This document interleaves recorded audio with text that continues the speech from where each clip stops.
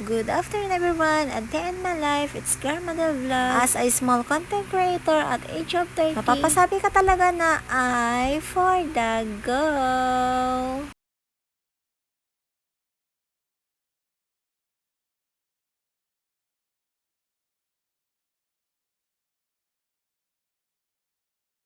Nagising na nga ako sa mga oras ay alas 8:30 na nga po ng umaga. Paglabas ko nga po dito sa kwarto namin ay nakita ko nga po yung mga gamit ng aking mga anak doon sa mismong lamesa po namin. At dito pala natulog itong panganay ko dito sa sofa po namin at hindi ko po namalayan na lumipat po pala siya ng higaan. Kaya nung nagising nga po itong anak ko ay tinanong ko nga agad kung bakit nga po siya lumipat ng kanyang higaan. Pero ang sabi niya ay nilalamig nga daw po siya doon sa kwarto namin dahil nga po magdabag nga pong naka-open yung aircon. Bali ipinainit ko na nga rin po itong mga ulam po namin dahil ito nga po ang aming ulamin ngayong tanghali. Dahil natanghalian na nga rin po ako ng gising at bangon ay pananghalian na nga at breakfast na nga ito. Habang kumakain nga po kami ay nanonood nga rin po kami ng TV. Fast forward na nga tayo ay nutusan ko na nga pong maligo itong mga anak ko dahil sa mga oras na to ay mag-aalauna na nga po ito ng hapon. At tingnan nyo naman po itong mga anak ko talagang nag-aayos na nga po sila ng kanilang mga sarili. Alam na po nilang ayusin yung kanilang sarili lalo na sa paglalagay ng makeup. Lalo na nga po itong aking panganay ay sanay na sanay nga pong maglagay ng mga makeup sa kanyang mukha. Talagang tinalo pa nga nila ako sa paglalagay ng makeup samantalang ako ay hindi po ako marunong. Ay, for the go.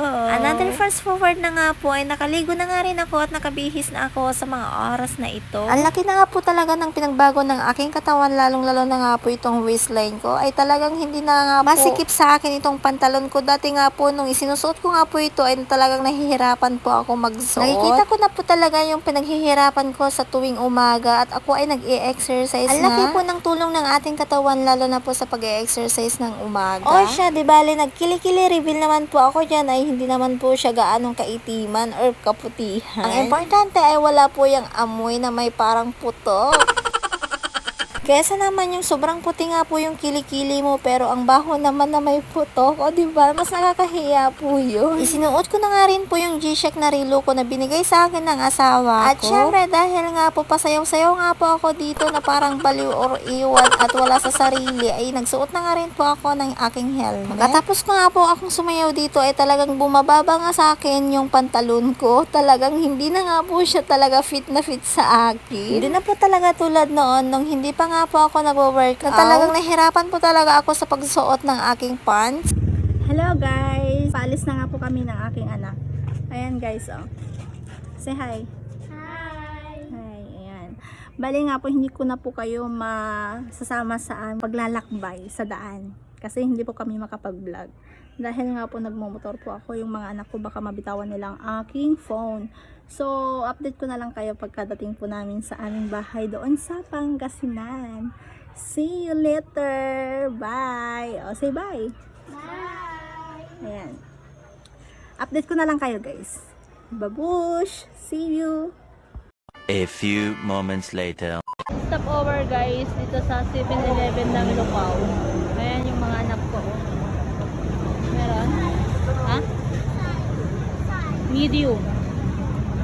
Guys, pinabili ko sila ng trash bag. Baka sakaling umulan is may paglalagyan kami ng mga gamit namin. Ilalagay lang namin sa plastic. Ayan, dito po sa bayan ng Lupaw to. Ito naman yung asawa ko. Ayan, naka-on call habang nagbibiyahe po kami. No?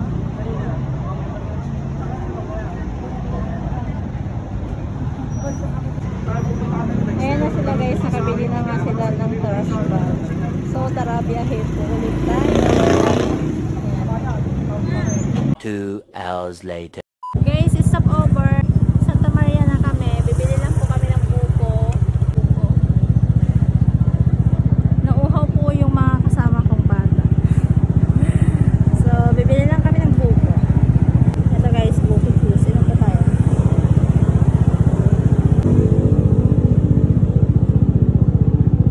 Santa Maria na kami. Ito na ang Santa Maria. I want to Santa Lodeng. Pero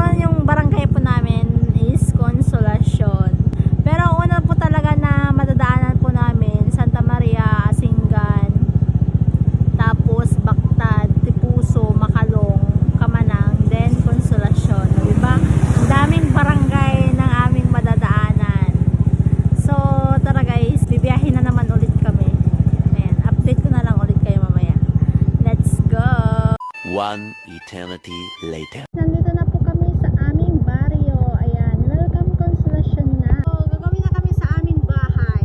Tara, samahan niyo naman po kami sa aming biyahe. Ito po ang Barangay Consolacion. Kapasok po dyan.